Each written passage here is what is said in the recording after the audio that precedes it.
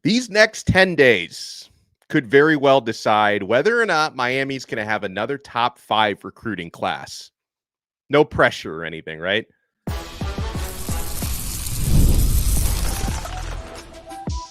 You are Locked On Canes, your daily podcast on the Miami Hurricanes, part of the Locked On Podcast Network, your team every day. I am Alex Donno. I'm a University of Miami alumnus, writer for allhurricanes.com, and co-host of Locked On ACC. Thank you so much to the everydayers for making Locked On Canes your first listen and your first watch today. We're available free wherever you get your podcasts. We're free on YouTube. We're part of the Locked On Podcast Network, your team every day. We are about to be joined by the recruiting overlord, and anytime Brian Smith joins us, he's brought to you by LinkedIn. These days, every new potential hire can feel like a high-stakes wager for your small business. That's why LinkedIn Jobs helps you find the right people for your team faster and for free. So post your job for free at linkedin.com/lockedoncollege. Terms and conditions apply. So we have the recruiting overlord now with us. So Brian, I don't want to oversell this because I know how Miami performs on the field is also going to matter when it comes to closing on certain players before National Signing Day. But when I look at some of the big names that Miami's in the mix for, who are going to be announcing their verbal commitments within the next 10 days, with DJ Pickett announcing on the 17th, Jarquez Carter announcing on the 18th, Jabori Antoine announcing on the 20th. We did recently find out that Vernell Brown III, we'll talk more about him on this episode, is going to be announcing on the 21st. And so, Brian, depending on how Miami goes, 2 for 4, 1 for 4, 3 for 4, 4 for 4, could this coming 10-day stretch be decisive as to whether or not Miami finishes with yet another top 5 class? Absolutely. Not only are they key prospects to fill out their board and get their class done, you're talking about impact guys. I've said it many times on this show. Pickett obviously is my guy, but he's as unique a DB as I've ever scouted. If you put him on your roster, it's going to change your program. Jabori Antoine is tremendous too. Any other year, he'd be like their top corner, and he's still going to end up being that because DJ can play all the spots in secondary. But if you got those two guys, it changes your class, it changes your ranking, it changes your program. Just those two. And there are other kids we're going to talk about too. But yeah, this is a really important stretch for the Miami Hurricanes.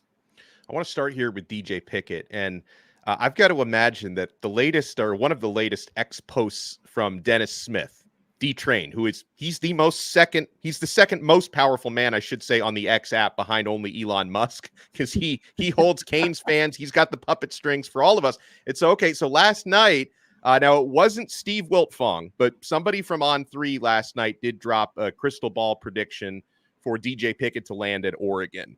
And, obviously Miami fans feel a certain way about that if they miss out on the top player in the state. And then this morning, you see Dennis Smith, a.k.a. D-Train, sending this out. Happy Wednesday. Who's up for busting some of these so-called experts' crystal balls today?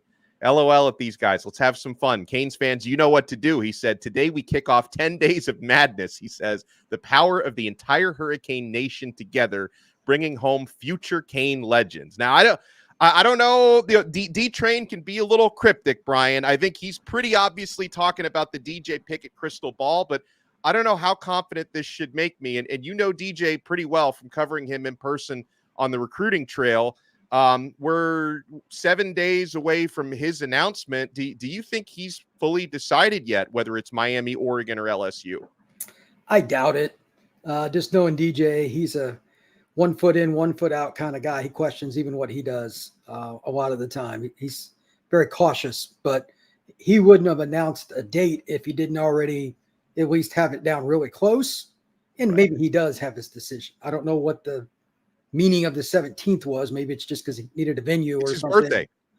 Oh, okay. I thought that was October. Maybe that's his mom's or something. But anyway, whatever it is, if he's suddenly doing that, something has happened. And my guess is, first and foremost, he is over being recruited and having guys like me contact him. I know that for a fact.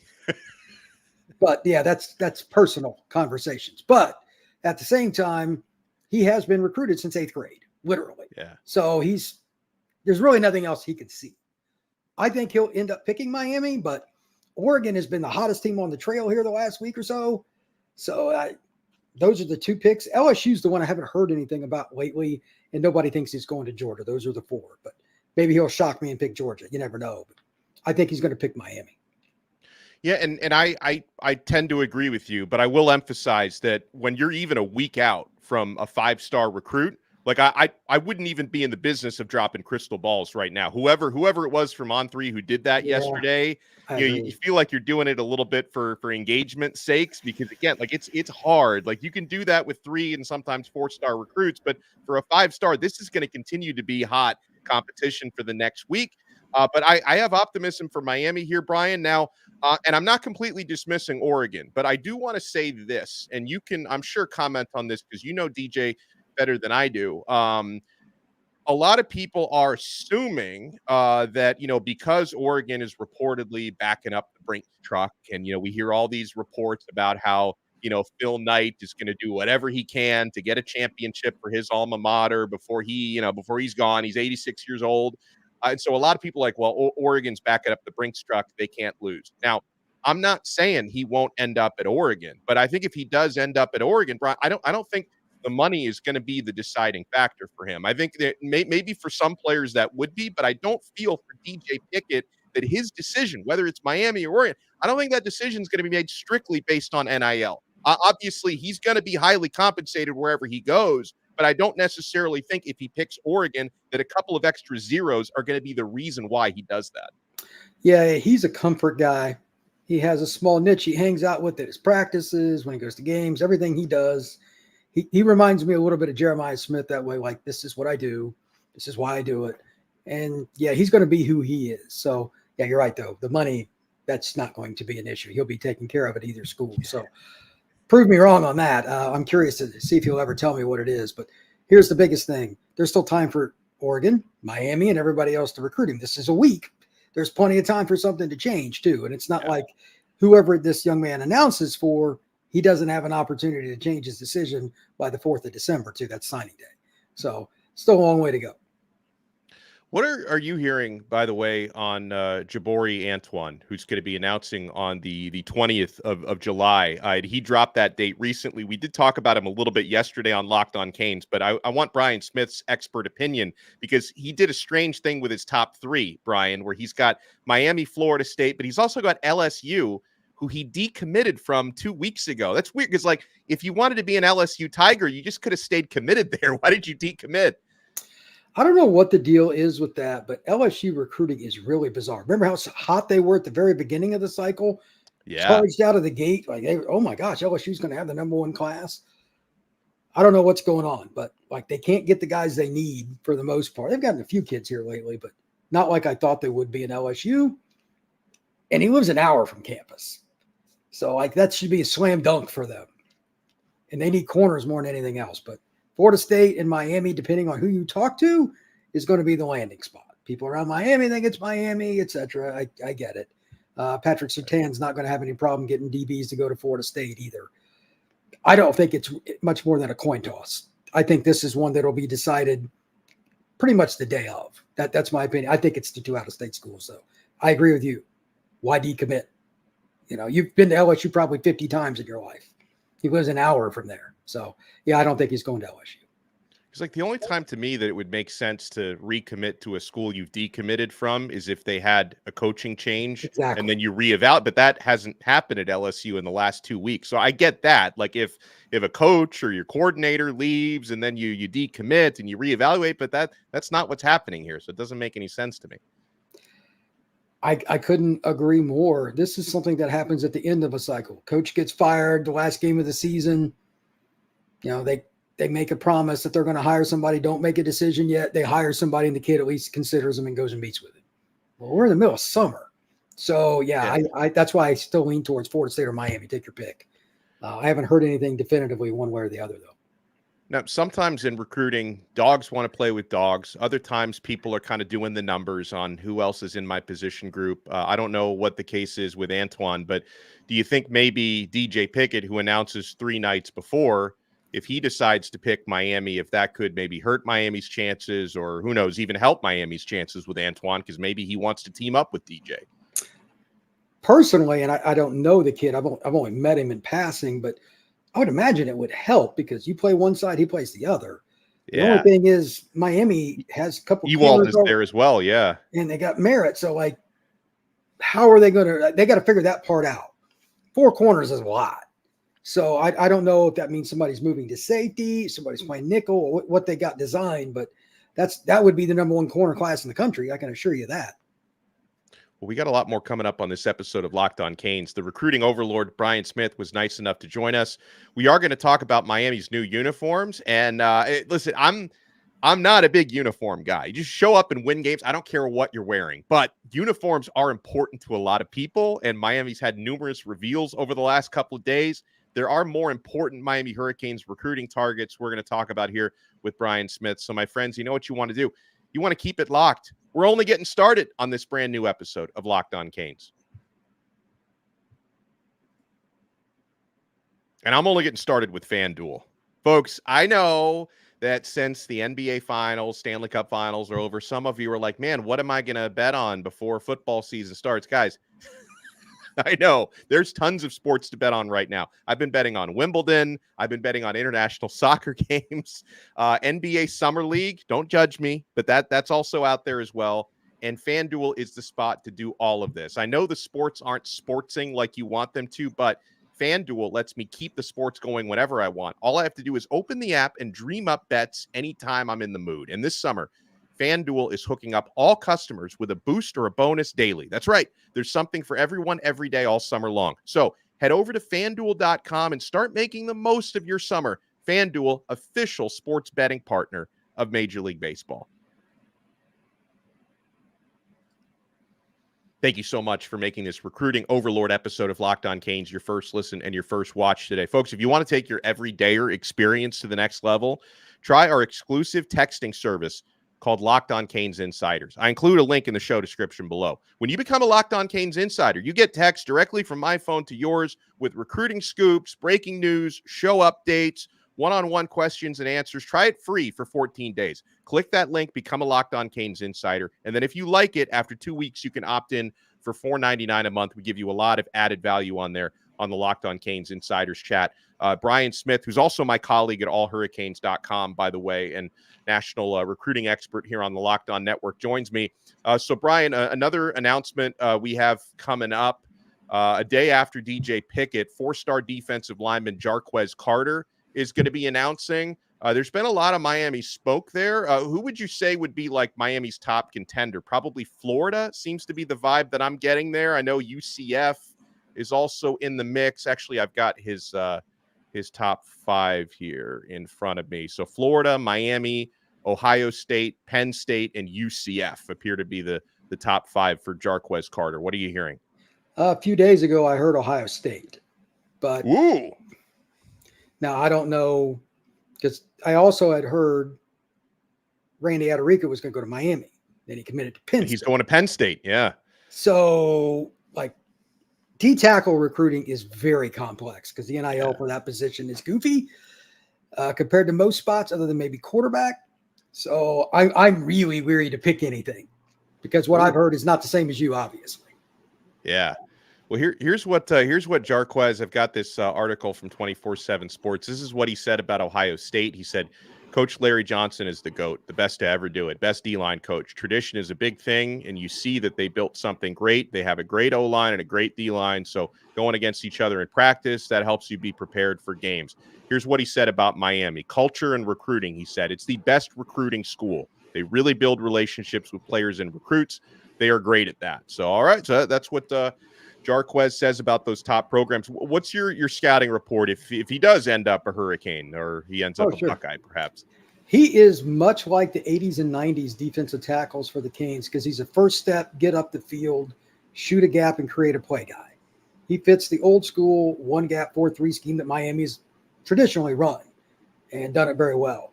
I think that he is very undervalued, and it's because he's from Newberry High School, which is like a 2A school.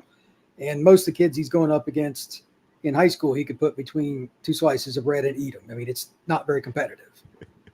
Him out there, it's hilarious for the most part. But he still is really talented, and that's why he's got offers from Miami and Penn State and Ohio State, etc. He's really good, and he's a good student, good kid off the field, so he's all the things you're looking for. The only question with him is how big's he going to be and how much he's going to be able to use in something else. I think he's just a pure 4-3 guy. I don't think he would fit a 3-4 very well. But, man, is he quick for a big guy. So, we mentioned, and we talked about this at the top of the show, how decisive the next 10 days could be for whether or not Miami lands a top 5 class. But, folks, the next 10 days are not the end-all, be-all, because Miami can do themselves a lot of favors before National Signing Day if they win on the field this coming season, if they perform up to expectations. And I think the position that is going to be impacted by that most, Brian, is wide receiver recruiting. Because I really get the sense with Miami's wide receiver targets that they're really banking on backing it up on the field this coming season to try to flip or land some of these guys who may be trending elsewhere. And obviously that's not going to help them 11 days from now when Vernell Brown III is going to be announcing on July 21st. He is someone who's been a priority target for Miami, the receiver out of Orlando Jones High School. Worth noting, Miami did just land his quarterback in the class of 2026, which cannot hurt. I forgot about that. That cannot hurt. At the same time, though, I don't know, most of the buzz that I've seen has been Vernell Brown to play where his father played, and that's the University of Florida. Are you looking at that the same way?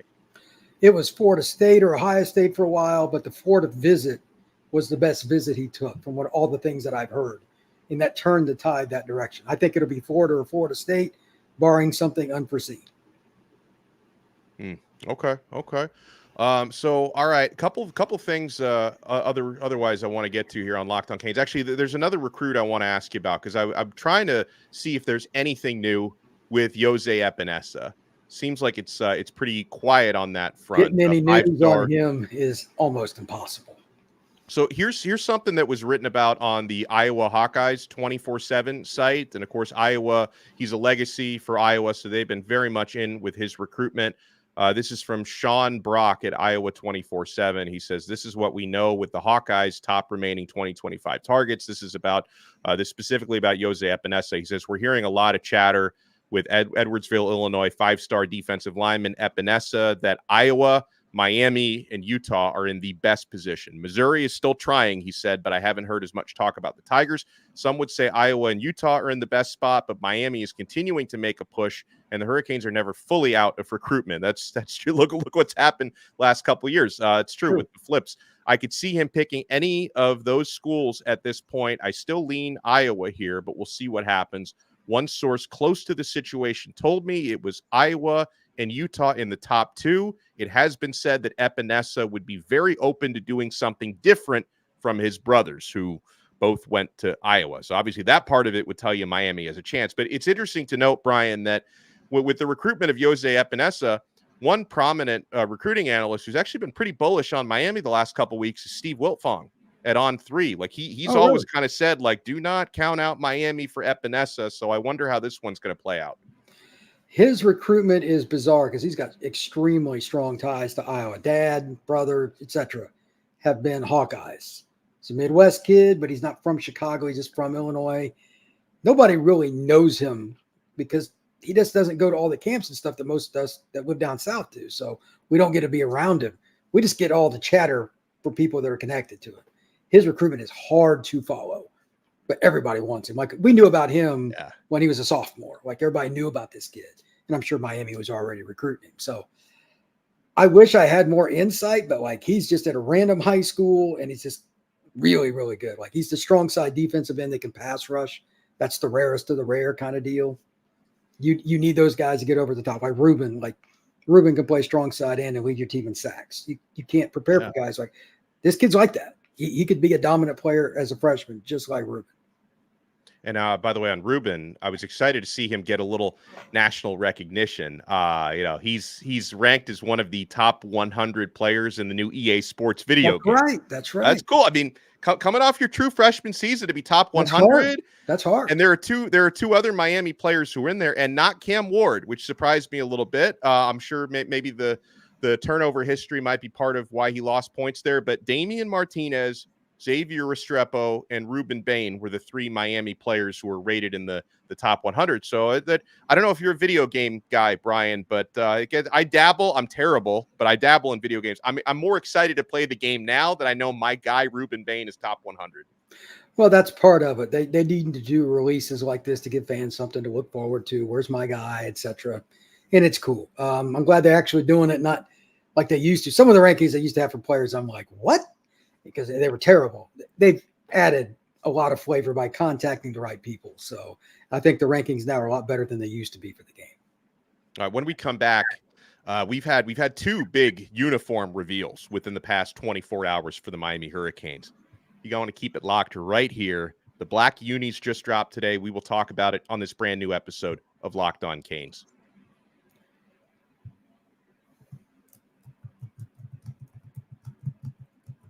Thank you so much for making this live episode of Locked On Canes your first listen and your first watch today. If you're watching us live on YouTube, make sure you smash that like button and subscribe to our channel. If you're listening to the audio version, which is fantastic, you can take us with you wherever you go. Make sure you subscribe on Apple Podcasts, Spotify, wherever you get your pods. And I want to let you know this Locked On Network, we have launched the first ever national sports 24/7 streaming channel on YouTube. Now it's also available on Amazon Fire TV in the free Fire TV Channels app. It's called Locked On Sports Today, and it's here for you 24/7, covering the top sports stories of the day with the local experts of Locked On, plus our national shows covering every league. Find Locked On Sports Today, now available on the free Fire TV Channels app.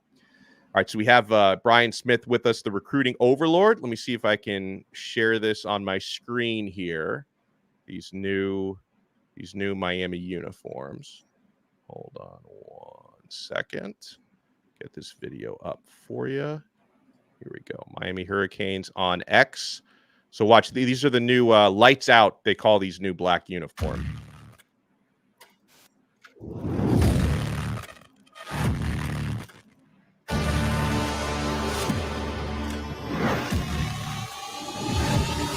looking at the audio listeners. Black uniforms, orange stripes on the helmet, orange numbers. I think these look a lot cleaner than the ones from last season. What do you think? I don't think it's too flashy. You keep some of Miami's traditional style, but black and orange are a great combination. You see cars that way, old muscle cars, etc. There's a reason for it. Okay, so I think it's a really good look.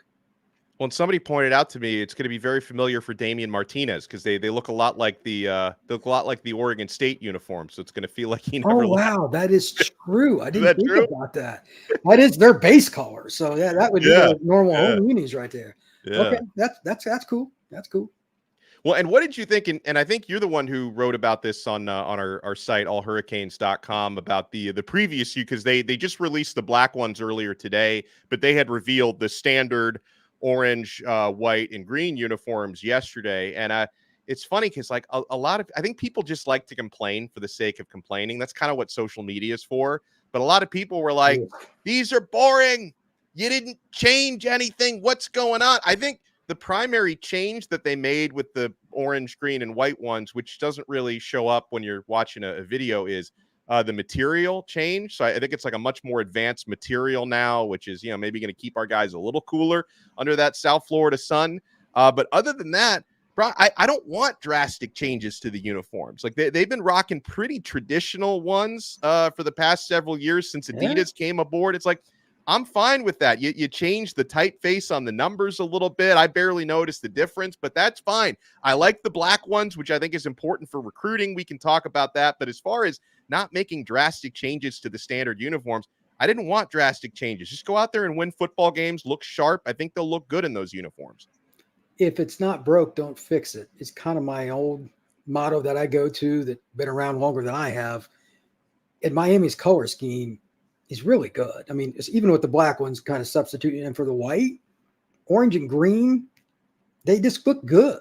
You don't really have to do too much. They got the U emblem right underneath the neck line. Okay. That's the only difference that I really saw style. I mean, the letters might be, or the number might be a teeny bit different, but I really just look at them going back. I couldn't tell. Yeah. Same. I didn't, and maybe there is, and they can be mad at me for saying that, but I'm like, this is pretty much the same uniform, just has the U under it and the material is different. That's what I noticed, and I'm cool with it. Now, I think you're like me as a traditionalist, but when it comes to recruits out of high school, the uniforms are important, like more important than a lot of people realize, right? Some kids, it's a big deal, man. I know fans don't want to hear that, but it's like a really big deal. Oregon's the easy pick, but like there are some people, I've had conversations with kids that didn't like uniforms at a school. Like they didn't go there. Like, wow. Don't get me. Aesthetics for teenagers is a lot different than it is for you or me, Alex. I'll just leave it at that. So Miami's uniforms are pretty iconic, especially the symbol on the helmet, obviously the U. Yeah. So again, you know what it is. It's pretty obvious that it's a cool uni. You don't have to change anything. By the way, before we wrap this up, I just want to let the community know, you guys have probably already seen this update from yesterday, but Bernie Kosar and his family, they need our prayers. Bernie revealed yesterday that he's fighting Parkinson's and liver failure. And dang, I mean, I've been around Bernie on and off for the last 20 or so years since I was at UM. I've been around him in some different radio stuff, and when he used to do a lot of local radio, he's primarily been in Cleveland in recent years. And man, I can't. He's such an important part of the fabric of this Miami Hurricanes community. First national championship quarterback, and a hell of a guy, and had a nice pro career as well. So whatever Bernie needs, even if it's just in the form of moral support and prayers from all of us, please be praying for Bernie Kosar, because that's a lot to go through all at once. Parkinson's and liver issues. I can't even imagine what he and his family are going through right now, Brian. That is horrible news. I did not know that. Thanks for sharing, and prayers to everybody that's around and with Bernie. Yeah, he needs it. He could use all of our prayers right now. And I don't know if he needs any, sort of I haven't seen anything about like GoFundMe's or anything, but if anything does come up, we'll share it. So we appreciate everyone tuning in, and thank you so much to the recruiting overlord for joining us. Make sure you check out his work at allhurricanes.com. Follow him on X at FBScout_Florida. Make sure you follow us at Locked On Canes. If you follow us, we will follow you back. And we will talk to you guys again tomorrow on another episode of Locked On Canes, part of the awesome Locked On Podcast Network. Your team every day.